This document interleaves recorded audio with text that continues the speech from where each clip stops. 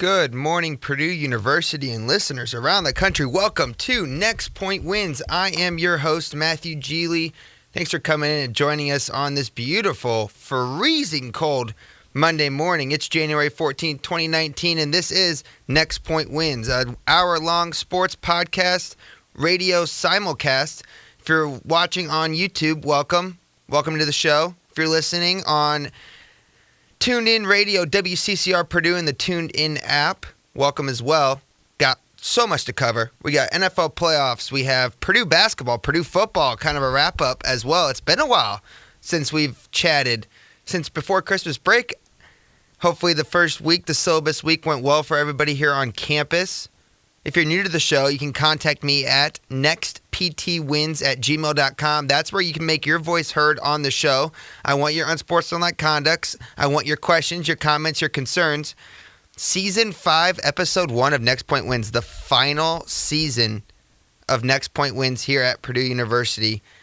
Don't want to get into any of that yet because it just makes me sad. It's been a great run with everybody, and I'm excited for this final season. I'm excited to get to talking about some NFL playoff action. And so we're going to do a little NFL playoff rewind here on Next Point Wins. First off, starting with the Colts and the Chiefs. Chiefs take down the Colts in what was a lopsided game, probably one of the two most lopsided games of the weekend.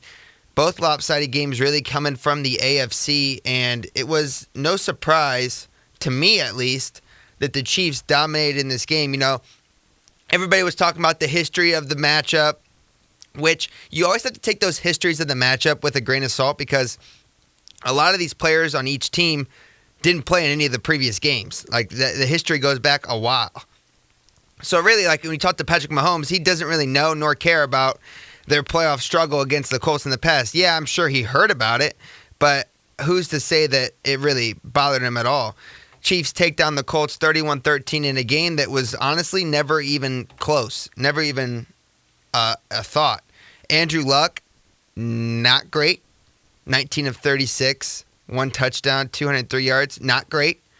Everyone wondered how the Chiefs would do without Kareem Hunt, especially when he was, you take Kareem Hunt, you take Tyreek Hill, those are like your two wow players on the Chiefs, and then you add in complementary players like Travis Kelce, who's one of the best tight ends in the league, Sammy Watkins, a great wide receiver, an offensive line that's improved, and then you have a rookie, I say rookie quarterback, I know it's his second year, but he's really a rookie quarterback, his first year of action.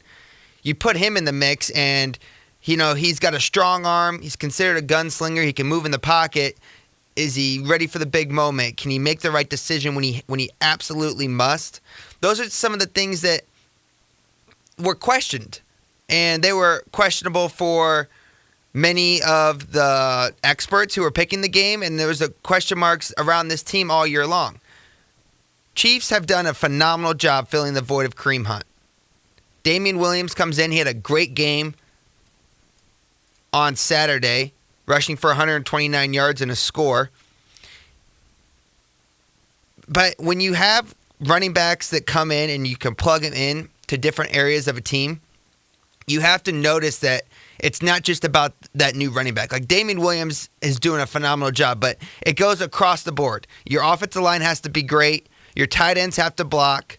Your coaching staff has to make correct play calls. And credit Andy Reid.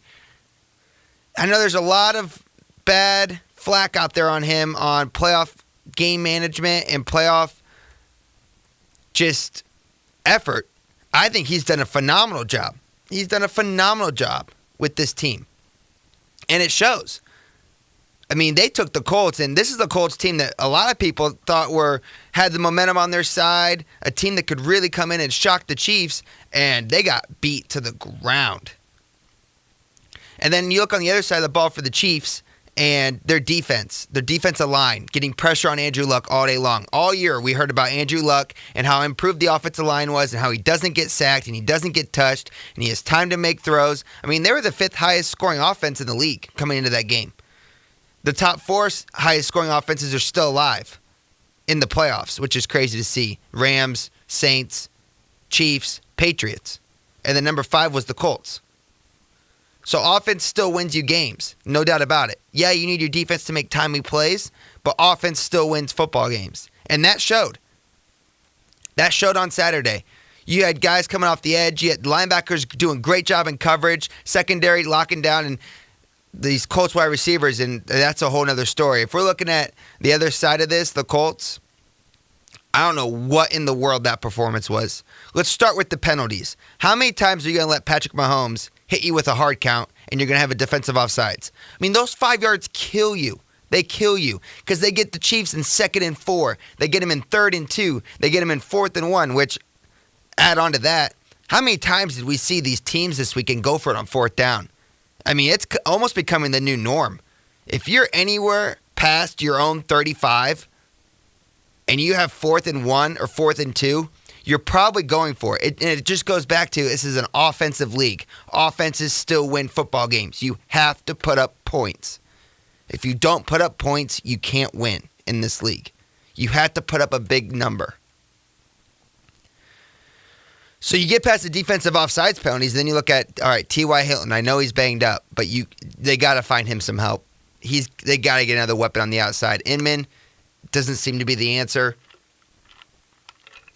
And you might think to yourself, but Matt, they're the 5th highest scoring offense. You just said that. They seem to have plenty of offense throughout the year. But when the big moments come, you need big wide receivers to make big plays. And aside from T.Y. Hilton, there's not another name on that roster that can make big plays. Ebron, I guess. But, like, even him, I wouldn't consider him I guess he's a top tight end in the league, but he's not a playmaker. Like, there's a difference. He's a really good player. He's a really, really good player. He's not great. And I don't think anybody can, honestly, unless you take your Colts hat off, I don't think you can argue with me on that. If you have your Colts hat on, yeah, you're going to argue with me on it. But if you put your fandom aside, Eric Ebron is not I shouldn't say he's not the answer. He's not the answer in a big moment. Not in the playoffs. Can't be. And Andrew Luck, concerning. Never had much time, so you can't put that on him. Receivers had trouble getting open. Can't really put that on him. But when guys were open, I can't tell you how many times he missed and how much he was short throwing guys.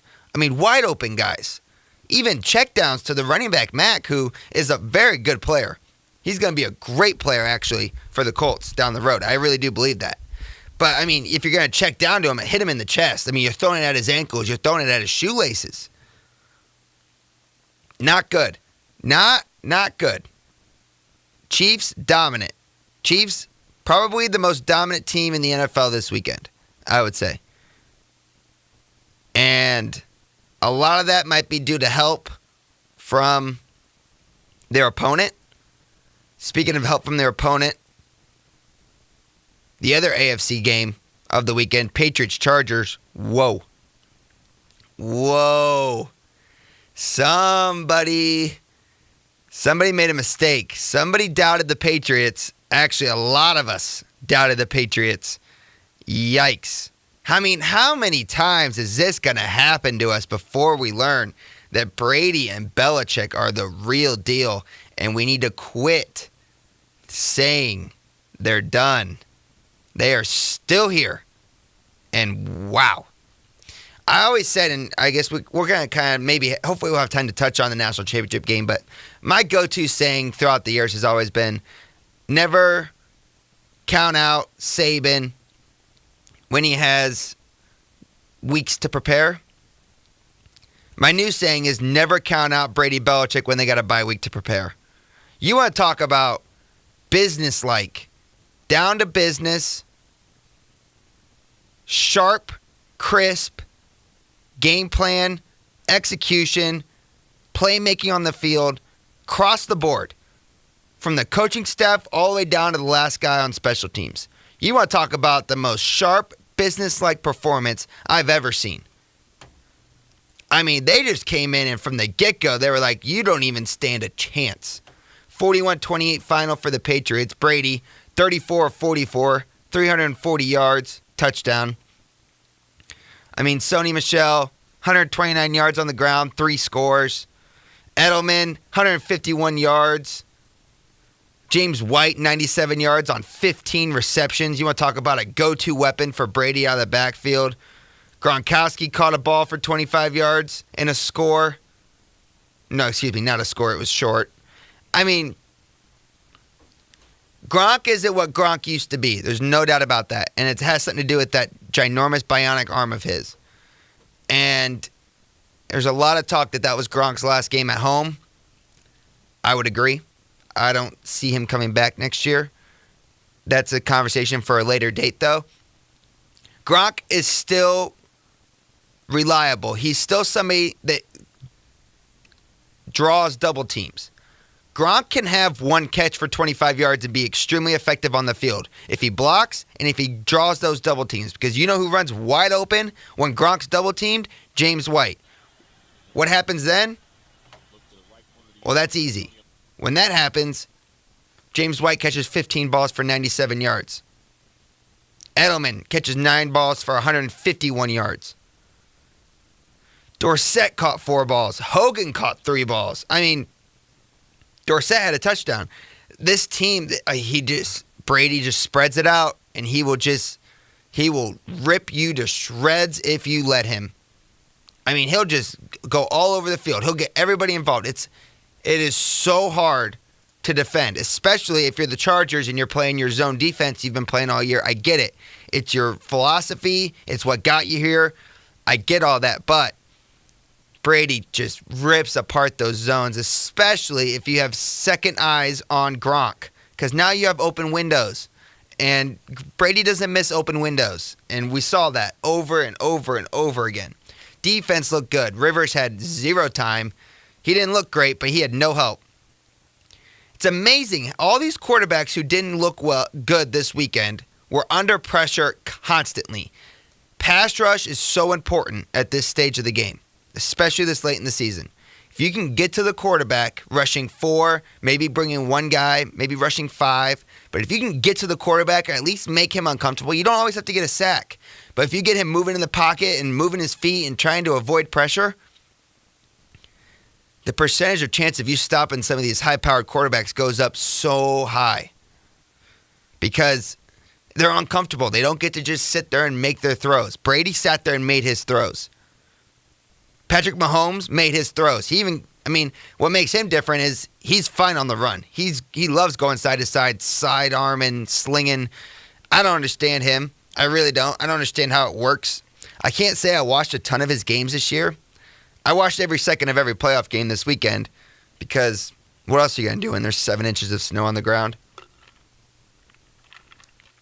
And I didn't really notice that he was out of this world until I watched a full game. And that kid doesn't make many mistakes. And when he does, he throws it so hard, nobody can touch it. Not even the defenders can touch it. And it's on purpose. We've seen gunslingers in the past. Your Brett Favre, your Jay Cutler, I don't know who throws it hard. I mean, you just see these. Aaron Rodgers is kind of a gunslinger. He can give it a good whip if he needs to. And you've seen some of these guys, and they have trouble, like Jay Cutler. You couldn't stop hearing about how talented his arm was. One of the toughest, most talented arms in the history of the NFL. As far as how hard he can throw it, fitting in tight windows, this and that. What killed him? 1, no one could catch it. 2, he put it in bad spots and you get turnovers. Young Patrick Mahomes does not turn the ball over, and he puts it in very tight spots. It's impressive. So as a defense, you have to get pressure. And pressure doesn't really bother him, but pressure bothered these other quarterbacks. They've bothered Philip Rivers. Bad. Saw him hobble off at the end. Is this the end for Philip Rivers? I don't think so. I think he's got at least another year left in him. This is a Chargers team that's only going to get better. I mean, still got a young Melvin Gordon. You didn't have your top tight end all year long, Hunter Henry. Your defense is continually improving and getting better. You have Keenan Allen, who's an underrated, very good wide receiver. You have that Williams wide receiver who he dropped a couple balls that probably could have and should have been caught.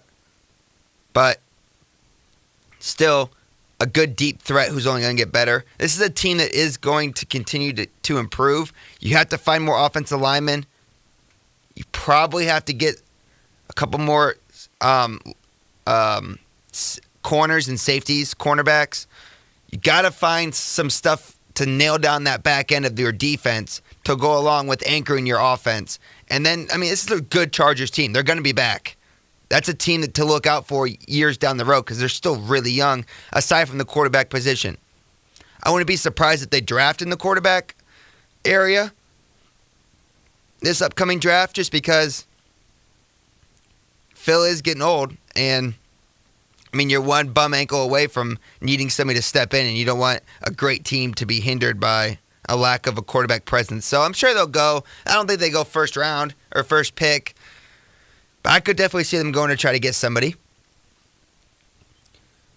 Let's keep on moving on. Cowboys-Rams. That was the other Saturday night game. Cowboys, I guess you could say, showed up.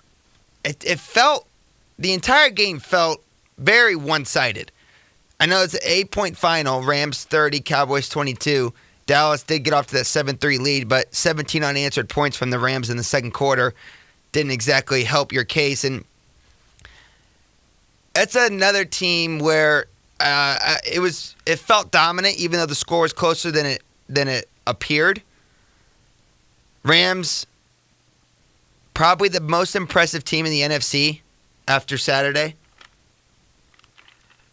We'll get to the Eagles Saints here coming up next. But you look at how they established the run early on, getting Todd Gurley back involved. There's a lot of question marks. How healthy and how ready would Todd Gurley be in going into this playoffs? That bye week 100% helped him. There's no doubt about it. You could just tell. And they came out, they established a run, and they just pounded it down their throat. And the defense played really well too. Aaron Donald looked really good. You had Ndamukong Suh looking really nice up the middle as well. Rams are a good team. I don't know if I'd call them elite, but they're a really good team, especially if Jared Goff makes his throws. And that's not always a guarantee.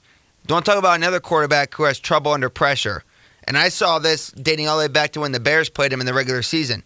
Jared Goff does not like to throw under pressure. Now, most quarterbacks don't, but Jared Goff's efficiency and how effective he is on the field goes down a lot when he's under pressure.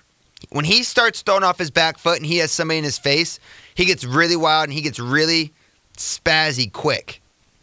He's not a guy that moves all that much, except for he had a nice fourth down run to seal off the game against the Cowboys on a QB boot with a pass option. That was a nice play there, a nice decision by him to run it, but throughout the course of the game, if he's feeling pressure, he's not known to step around and try to scramble and find somebody. He just slings it, and it's not always pretty. Something to look out for next week when they take on the Saints. I think that moment might be too big for Jared Goff.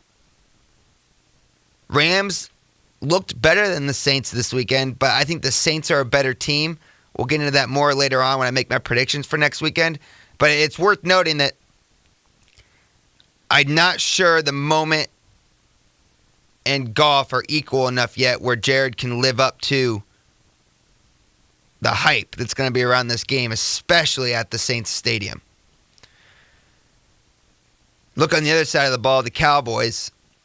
I don't know where you go after this. You want to talk about a team and a franchise that's stuck right in the middle. Every year, it seems like. You're close in a way. You shored up your defense. Your defense is better. You got to keep adding pieces, especially on the defensive line. You need to keep adding pieces in that secondary as well because guys go down, guys get hurt, and they looked thin. But you're starting to shore up that defense. Your offensive line is still one of the best offensive lines in the game. I'm not quite sure how long that can last. You might need to add a couple pieces there as well. I don't know how much more of a lifespan that offensive line unit has. You have your franchise running back. You now have a big target on the outside in Cooper. You got to find more there. You got to find more weapons for Dak. You got to find a tight end. There's a lot of holes that need to be filled, but this is still a team. And did they overachieve? I would argue yes. When you think about it, I didn't think they were going to beat the Seahawks to start. And you look back at that NFC East throughout the year, and you want to talk about just mediocrity, top to bottom. Giants were supposed to be better. They were horrible. Redskins had a good run for a while. Then they got banged up beyond belief, and they were bad.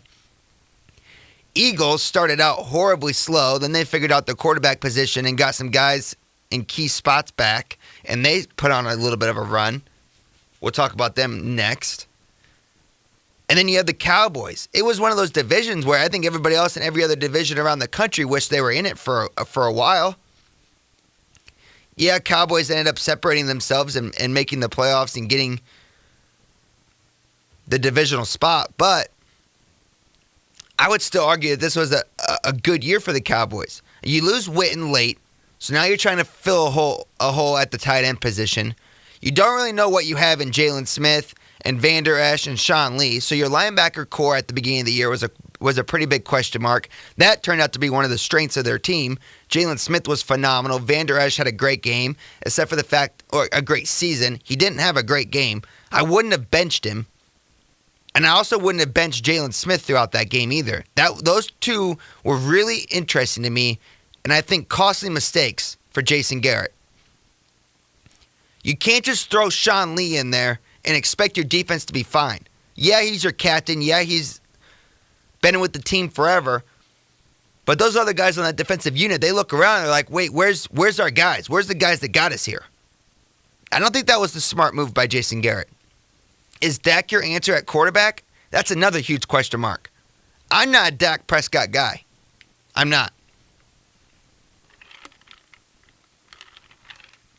That being said, what's Dak working with? He's working with the franchise offensive line and a franchise running back.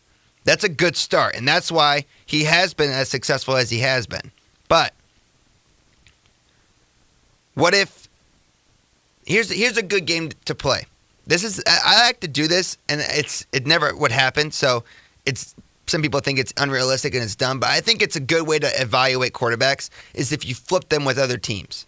So take Dak. We'll do 2 losing teams this weekend. Take Dak, young guy, and flip him with Phillip Rivers. You bring Phillip Rivers into Dallas, and you bring Dak into the Chargers. Who's better? These are 2 teams who are very similar record-wise, very similar talent-wise all year long. Both teams have a good running back.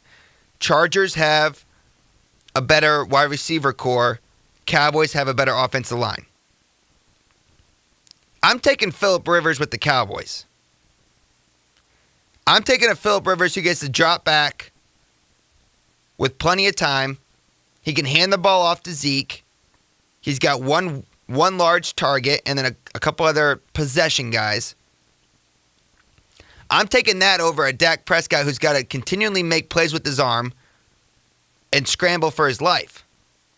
So then switch it back. Let's go back to normal. Is Dak your answer in Dallas? It's one of those things where you have to think, okay, who's the best available outside of Dak Prescott in the league?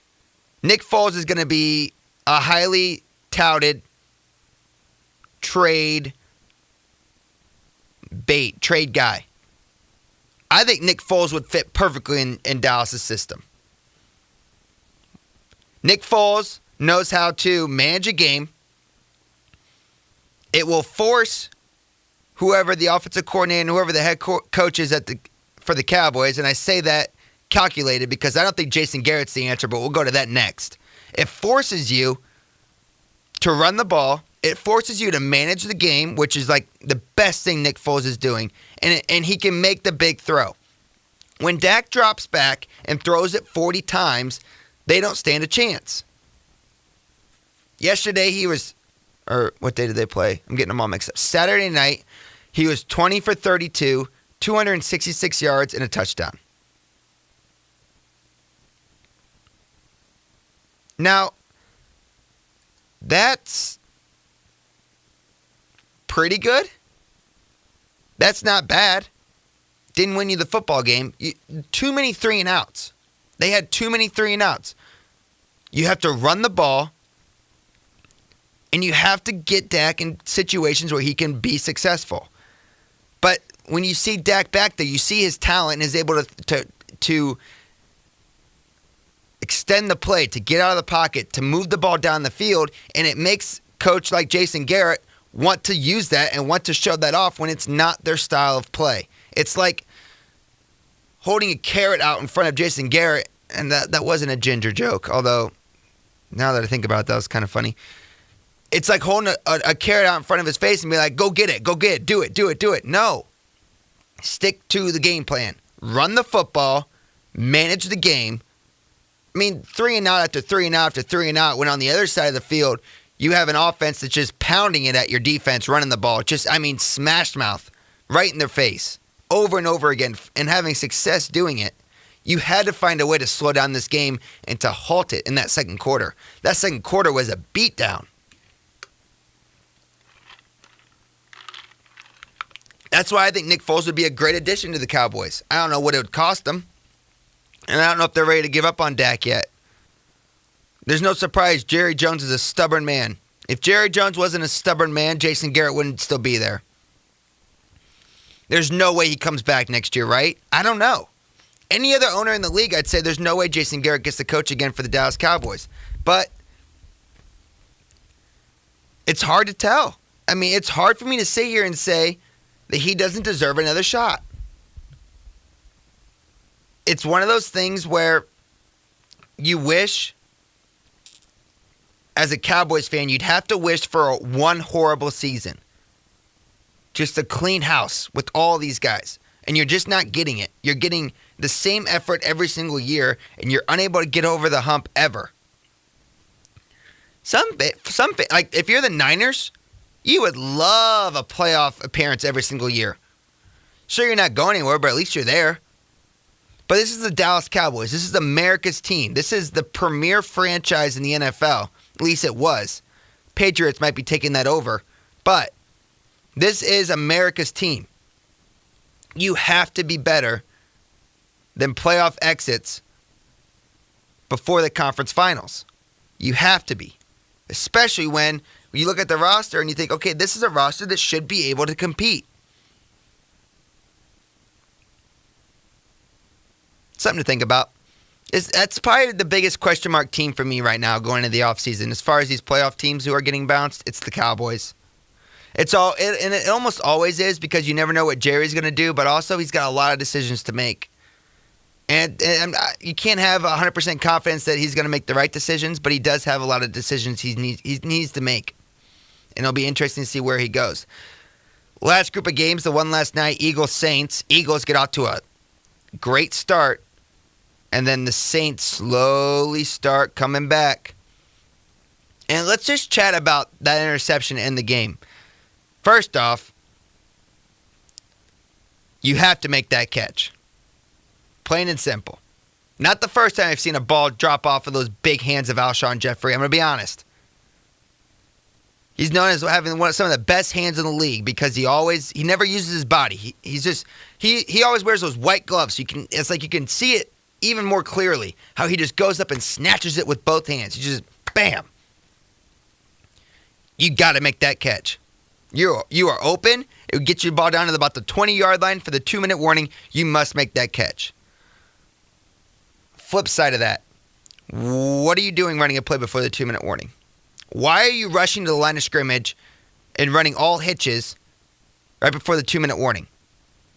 What does that extra play get you? You have so much time. So much time. And you have a timeout. I mean, seriously, you have time to waste, actually.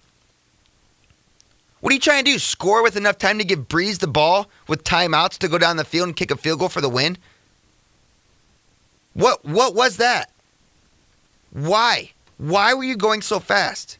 Yeah, okay, you can make the argument. It doesn't matter, Matt, if they would have ran that play before or after the 2-minute warning. If he doesn't catch the ball, it's still a pick. I get that. But let's play devil's advocate here and say that he's actually a great wide receiver who makes that easy catch for a first down, gets you the ball down to the 20-yard line, and that clock's ticking. I mean, you're talking about you're going to run out of downs before you'll run out of time in that game. when you get down to the 20-yard line, you can do whatever you want. And no matter what you do and how fast you go, you will turn it over on downs before you run out of time. Time was not an issue. If anything, time was an issue because there was too much left. Seriously. If you give Drew Brees the ball with 45 seconds or more and timeouts, you're setting yourself up for serious failure. Not only that, but you have an opportunity to keep moving that ball, taking your time, and make the Saints burn their timeouts to try to conserve time. Time was on your side. So why are you rushing that 2-minute warning play? Why are you running a very vanilla group of pass routes, trying to just hit a hitch for 7 yards before the 2-minute warning? It's the first time I've seen Peterson and Foles panic. In 2 years, I've watched this Nick Foles crazy playoff magic, Saint Nick, all this crap. It's the first time I've ever seen them panic, and they picked the worst time on the planet to do it. And it made absolutely no sense. Alshon Jeffrey, he'll be on the Today Show starting, I think, Thursday morning. So you can tune in to see that. I'm kidding. It's a joke. I know that joke's been made multiple times by multiple people, but it's still kind of funny because he's got that Chicago tie. But hey, he loves playing in Philly. I'm sure Philly fans love to have him right now. Yikes. Saints take down the Eagles. Drew Brees does what Drew Brees does best. Finds a way. I'm all for Drew Brees. I'm all in. I know a lot of people on this campus are pro Drew Brees, as they should be, because he's one of the best to come through these sacred grounds. That dude deserves another Super Bowl, and he's got a team good enough to do it, and it's great that he gets a home game. Let's just stick on the NFL topic here real quick. Then we're going to move to Purdue basketball. We'll do a little bit on the bowl game because I haven't talked to you since then. We got on sportsmanlike conduct. Let's finish out with this playoff talk. I want to preview the next 2 games for next weekend, and then we'll keep this train moving. If you're just joining us, hi, my name is Matthew Geely. Welcome to Next Point Wins, an hour-long sports podcast show on WCCR Purdue and the Tuned In app. If you want to contact the show, you can. nextptwins@gmail.com. That's where you can send all your emails towards me. I'll read them on the show. Any questions you might have, send them my way. I want to get a lot more emails and questions in this final semester. There's a lot going on, a lot to dissect as we get heavy into the college basketball season after this NFL playoffs end. This is our new time, Monday, 10 a.m., all semester long. I moved it to Monday because, you know, it's always good to recap the weekend of sports on Mondays, and you got a fresh week of looking at the college basketball matchups and all that. So I just figured Monday was a great day, and I wanted to do morning because, you know, a lot of you guys have free time on Monday morning, and, you know, you're waking up, you're making your breakfast, you're drinking your coffee, and what better way to spend your Monday morning than grabbing a cup of Joe and listening to your friend Matt here on Next Point Wins. So tell your friends, tell your neighbors, move into Monday mornings. Okay, so playoff preview. Let's do AFC first. Chiefs, Patriots. It's going to be phenomenal. Extremely excited. Extremely excited. That game is a 6:40 game on CBS Sunday. So it's the late game on CBS. Chiefs favored by 3 at home. Patriots beat them the first time. These two squared off. You know me. You know my whole stance on Tom Brady and Bill Belichick. I love them. I think they're great. They are the class of the NFL, no matter what you say. They are the best of the best. I refuse to pick against them in playoff games until they prove me wrong. The Patriots win this game. They win it by 4. Gostkowski makes a couple big kicks late, and they come away with the victory. Mahomes plays well. The score's in the 30s for both teams. We'll go 38-34 final. Brady does what Brady does. And when the Chiefs' defense needs a stop the most, They can't get it. Mahomes will get the ball back with little time on the clock, trying to make a play, and he won't be able to. And it will go down as an extremely successful season for the Chiefs. They will reload, and they will be a force to reckon with next year. But the Patriots, once again, will represent the AFC in the Super Bowl. Other side of the ball, other side of the league. Rams, Saints, 3:05 Fox. I know almost 100% of my audience is pulling for Drew Brees and pulling for the Saints. I think they can get the job done. Defensively, well, first off, overall, you can't get out to that same start. Drew Brees started out the same way the Cowboys and Dak Prescott started out. You can't go 3 and out. You can't turn the ball over. You have to get off to a good start because the main reason why the Rams were so effective against the Cowboys was that strong start of theirs. Running the ball, grounding and pounding, time of possession. That's why when you look at the second half, the Cowboys' defense was gassed. That's how you put up 17 unanswered. It's all about time of possession and taking care of the football and field position when it comes to these playoff games. And Drew Brees is one of the best at it. He didn't have a good one last night, but he is one of the best quarterbacks at it in the NFL.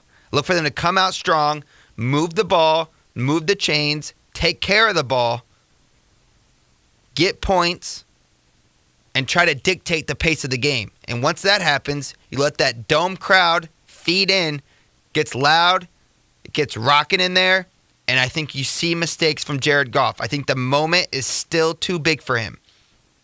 I think he's a year away from being premier. What more could you ask for? You got the old-timer versus the young gun. You got Brady versus Mahomes. You have Breeze versus Goff. It's old versus young. It's old school, new school. It's gunslinger. It's system quarterback. It's game manager. It's wild card. The stories write themselves. The only difference is these two old guys are not ready to pass that torch yet. They are both chasing another ring. They are both cementing their legacy in this game and in this league. And these young guys have to wait their turn. And I think they're still a year away. So I'm taking the Saints 42-35. Saints win. And you get a Breeze-Brady Super Bowl matchup that I cannot wait for. Oh, I want it so bad. That will be awesome. To be honest, of these 4 teams, it's top 4 teams in the NFL. You couldn't ask for anything more. This is what I predicted too last week. I know I didn't say it on air, so I could say whatever I want, but I really did. I thought that the top 2 teams from each side would make it this far. I really did. Because we saw all year long, it was these 4, and then there was a gap. There really was. There was a 2-touchdown gap between anybody else. So no matter what 2 come out of this conference championship round, it's going to be a phenomenal Super Bowl. It's going to be great. You tell me Breeze versus Mahomes, sign me up. Goff versus Brady, all in. All in. You can even go new school. You want to have a 60-58 final? All right, let's go Goff Mahomes. Let's do it. Let's do it, young guys. No. I think it's still the old timers. I think they got another run in them. Breeze, Brady, Super Bowl. All right, let's move on. We got to get talking Purdue sports. It's almost 15 minutes to go in the show. I'm going to spend about 5 of it talking about Boiler Ball, and then we're going to get unsportsmanlike conduct in. Purdue, huge win over Wisconsin on Friday night. One of those, I would say, staple road wins. Our first true road win of the year. Finally got a close game win. How many games are we going to lose close? It's been crazy. Finally got a close game win. We're starting to, I think, figure out the lineup and kind of round it into form and round it into shape, and it's looking better. These young kids are getting better every single game.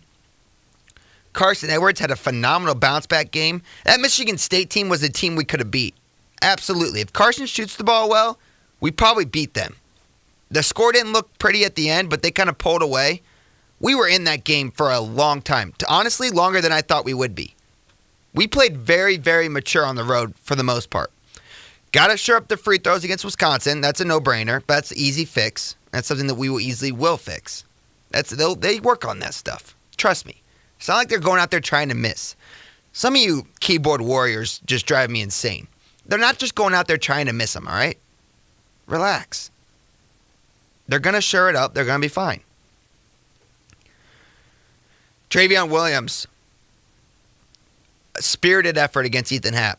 Happ could do whatever he wanted, and there's no doubt about that. But Williams stood in there and took it like a man and made plays and stuck with it and stayed out of foul trouble and played really, really well. He showed a lot of growth, and he's getting better and better quickly, and he's becoming a legit post presence for us down low, and that's a post presence we definitely, desperately needed. We have a lot of perimeter guys who can shoot. There's no doubt about it. It's the strongest point of our team. We love to shoot the three. Klein, Edwards, Grady has nothing but an outside shot. You had to find somebody who could kind of pack people in to give you some open lanes on the outside. And Nojel gets to the hoop. He loves to drive. And then you have Williams down low. I mean, those two guys are really, really, really coming along. I thought Coach Painter did a phenomenal job bringing Harms off the bench. That was a great adjustment that not many people talk about. But that was an adjustment he made quite a few games back that you could just tell there's just a difference starting versus coming in. Anybody will tell you this. It's a different bear starting a game. You're automatically going against the number ones. You have to immediately stay out of foul trouble as a big man, which is tough because a lot of teams try to pound it down low early and often in games. And it can be really tough for a post player to start a game and to stay on the court without getting in foul trouble. The greats know how to do it, but as a newcomer, it's tough to figure out. So he's done a great job putting Harms on the bench. I really do think so. Harms is much better coming off. There's no doubt about it. When Boudreaux gets healthy, I'm not sure what he does. I mean, Williams, he's shown that he can handle that moment, and maybe that's the way they go. I thought Wheeler's getting a lot better. Wheeler's really coming along. I mean, there was one point where he had Carson, Klein, Wheeler, Hunter, and Williams on the floor, and it was really, really impressive. I mean, when I think of like my favorite five that I've seen so far play together, it's Carson, Klein, Wheeler, Boudreaux, Williams. And you can even go Carson, Klein, Nojel, Wheeler, Williams. One of those two. That's actually probably even better. I think I even like that more. That's a great lineup. I mean, we're starting to figure out, and we're figuring out the right time because we have a doozy of a game coming up against IU this weekend. I hope everybody has their tickets. I hope everybody's resting their voices because it's going to be real. It's going to get serious. It's going to be an absolute slugfest. IU's a really good team, and they're going to come in ready to play. And I hope Mackey's ready, and I hope our boys are ready because it's going to be exciting. So you have that coming up on Saturday. We got Rutgers Tuesday night here in Mackey as well. A little preview game. That's a game. Rutgers is no team to mess around with. We can't overlook them and looking towards IU. We got to be focused. We have to come in, take care of business, tune some things up, get everybody healthy, get everybody ready, and then get ready for those candy-striped, ugly-looking pants to come into Mackey and take care of business. I'm excited about Boiler Ball. I think we're finally turning a corner, and we're doing it at the right time. We got to keep getting these road wins. We got to keep getting these resume-building wins because we had a lot of close games early on in the year that could have been those games that we just couldn't figure out. All right. It's the segment everybody loves, including myself.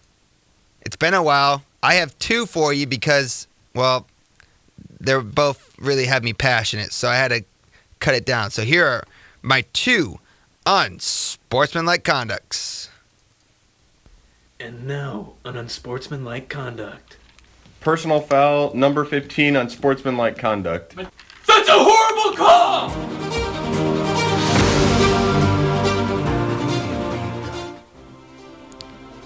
All right, on sportsmanlike conduct, and this comes to us from the Music City Bowl. No, I'm not giving an unsportsmanlike conduct to the Purdue football team. Listen, let's just get this out of the way real quick. That was a phenomenal Auburn team. They came in ready to play, and they were faster, stronger, bigger, better. Sometimes it just happens, okay? Sure, it would have been nice to put up a fight, but it happens, okay? Everybody goes through this. Every team goes through this. It was an eye-opening experience. We'll be back. We'll be deeper. We'll be better. We still have our guy at the helm. We're bringing in recruits. We're bringing in offensive linemen. We're bringing in D linemen. We're bringing in corners. We're bringing in David Bell at the wide receiver position. What a great get, by the way. We're going to be fine. Yes, we got our teeth kicked in. Yes, I watched it firsthand. And speaking of which, here comes my unsportsmanlike conduct. So we got our tickets to John Purdue. They were phenomenal tickets. Shout out John Purdue Club and the Purdue Athletic Department. They were phenomenal. Great seats. We were on the 30-yard line, about 30 rows up. Oh, it was beautiful. It was a beautiful day, too. Great tailgate. Purdue fans everywhere all weekend in Nashville. I mean, you going down Honky Tonk Central and down the main strip, and it was phenomenal. It was absolutely phenomenal. Now, that being said, I had one problem with my seat. One problem. And that was the 4 absolute goons who were sitting behind me. Purdue fans, my age, I would say 21 to 22, maybe 23 years old. Just absolute dweebs sitting behind me. And you know what? I'm not sitting here saying I'm not trying to make myself feel great, I'm the greatest. No one's as smart as me when it comes to sports. No, that's not my thing. Seriously. I don't know everything about sports. Nobody does. You have your experts who say that they know everything. They don't, okay?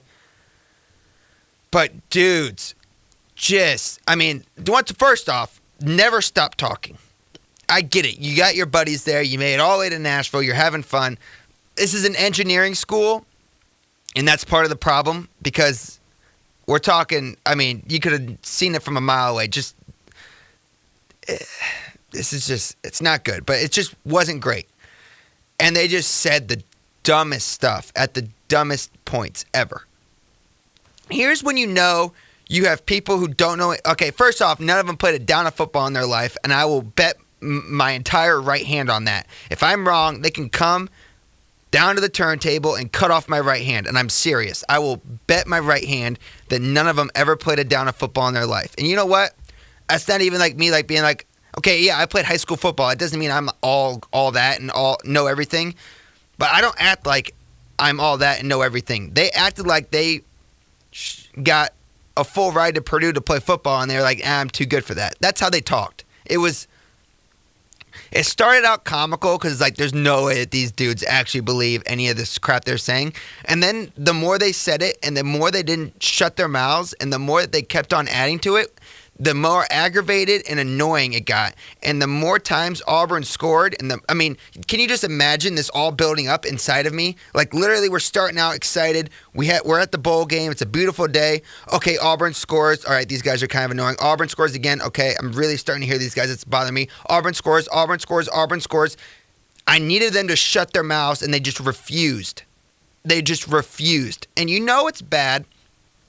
I had to turn around a couple times and just get a good visual because I can now picture all 4 of them in a line. So I had to make a couple times turning around. The one guy who was the worst, talking about how Rondell Moore should only be the one on the field. He'd be wouldn't it be hilarious if we just put Rondell Moore out there and nobody else? What a stupid thing to say. What a moronic thing to say. It's not even funny. But of course, all 3 of his little dweeb rolls are laughing along with him. And you know it's bad when this dude, his back is literally We're on the 30-yard line. The ball is on the opposite 10-yard line. And this dude has his back to the game, chatting with his buddies. And it's like 14-0. It was still early on. And he's just like, he's more excited about like working on his horrible stand-up routine than he is watching the football game. And he won't shut up.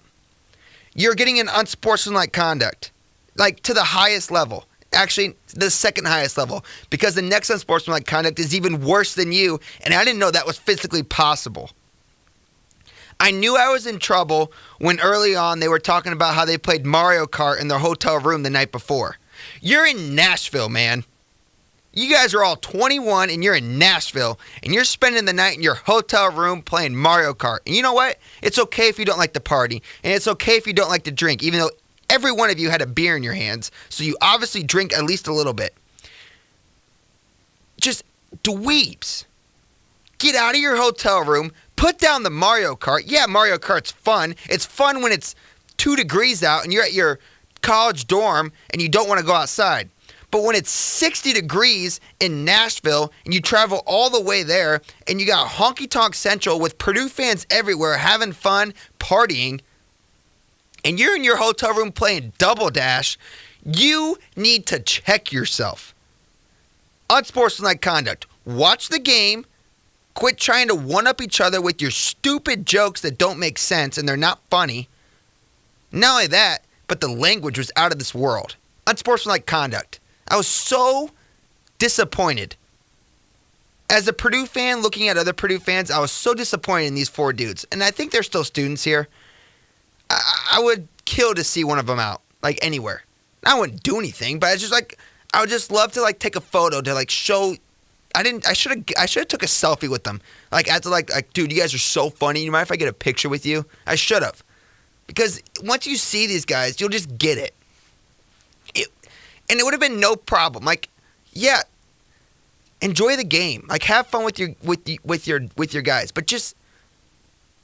I mean, it wasn't just me. It was everybody around me was like kept on turning around like, you 4 need to just shut up. Just stop. Unsportsmanlike conduct. Okay, here we go. If you know me and you know my rooting interests, you had to expect that this was coming. And you think that I was fired up on that last one? Here we go. Here it is. I'm going to play you a clip from November 11th, Season 4, Episode 7 of Next Point Wins. This clip was played. This unsportsmanlike conduct is the first ever back-to-back unsportsmanlike conduct. This is the first time ever in the history of Next Point Wins, 5 seasons of Next Point Wins, never has somebody gotten an unsportsmanlike conduct twice for the same horrendous mistake. Here's the clip from November 11th on Next Point Wins. I can't even begin to describe my anger. I was yelling at him. I thought that he was a traitor. I thought he's robbing this franchise right now. He is robbing them. He is robbing them of their time, of their money, and of their sanity. And he's robbing this fan base too. He should be thrown in jail for that effort. And I'm not the only one who feels that way. Us Chicago fans, hatred runs thick, and people don't play around with stuff like this, especially when it comes to kickers. We don't like kickers. We liked Robbie Gould. We thought he was the greatest thing ever. And then once we lost him, it's been just nothing but disaster. Just disastrous. Connor Barth, horrible. I'll never name my kid Connor because of Connor Barth. He was the worst. And now I can't name my kid Cody either. So let's bring in another guy and ruin that name for me. How can I name my kid Cody when all I think about is Cody Parkey and this sound right here? 41 yards away, and that 20 yards away. I just can't stand it. Unsportsmanlike conduct. Learn how to make a field goal. 2 of them were extra points, and it was like a 34-yarder chip shot, and the last one was like 41 or something, 41 yards. You're the worst. You're horrible. They started going out and going for 2 because they couldn't even stomach watching him kick another field goal. You know what I think this week against the Vikings? Let's just score 6 every time. We'll take knees on the 2-point conversion or just do the 2-point conversion. I don't care which, but I can't watch that man go out and make a kick. Unsportsmanlike conduct, Cody Parkey, the field goal kicker. Never mind. The kicker for the Chicago Bears. He's not a field goal kicker. You have to make field goals to be the field goal kicker for the Chicago Bears. You're a kicker. No, you know what you are? You're a co-host on The View. You're an exclusive interview on the Today Show. You're the worst. You are the worst. You know what? He was not the only reason why we lost that game. I get that. I understand. But it's the way he went about it afterwards. And after he missed that kick, I had extremely choice words for him. Probably more than I should have had. But like all these people on Twitter, like sending him death threats and all that, that's too much. Like, come on, it's a game, it's a sport. Yeah, I know you're mad, I know you're upset, but that's too much. You can't go that far. That's not even funny, you know. But if you dial it back, like that's over the top. So dial it back with me. We're gonna dial it back. You're just the worst. You are an absolute loser. What are you doing going on the Today Show? What in the world does that solve? And not only that, and this is what gets me the most, exclusive interview with Cody Parkey. Exclusive? He sat in his locker after the game and answered questions. He was interviewed directly after that game. Exclusive means nobody else gets it. Nobody else gets this interview, just the Today Show. He already answered every question you asked him like 5 days ago. Cody, what does the Today Show do to help you? It makes you look 100 times worse. You should have just went away. You said you wanted to go see your dog and your wife because they don't even care about the outcome. You should have just went and done that. This interview did nothing for you but make me hate you more. You'll never kick again in Chicago, and if anything, this Today Show appearance proved to me you'll never kick again in the NFL. He's already trying to he's going to like write a book, or he's going to be like some kind of motivational speaker or something that's just going to shape the youth of America and make me want to throw up.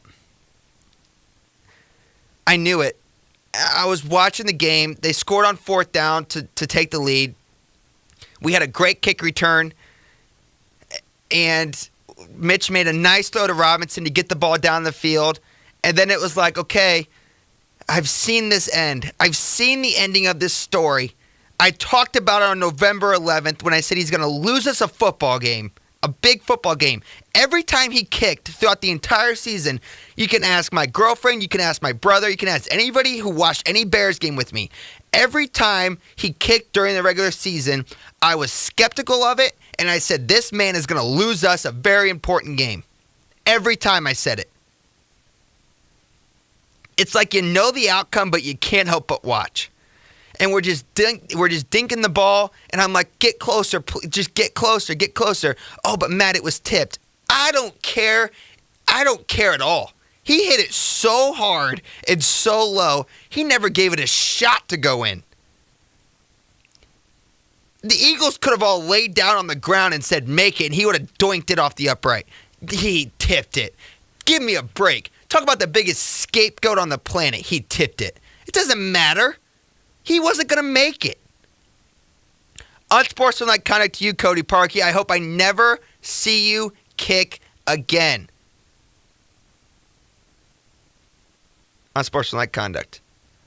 All right, we'll be back next week, Monday morning, 10 a.m. This is Next Point Wins. I'm your host, Matthew Julie. Thanks for tuning in and joining us today. If you missed any part of the show, catch it on YouTube. NextPTWins@gmail.com if you want to email. Next Point Wins on YouTube and SoundCloud if you want to listen or watch.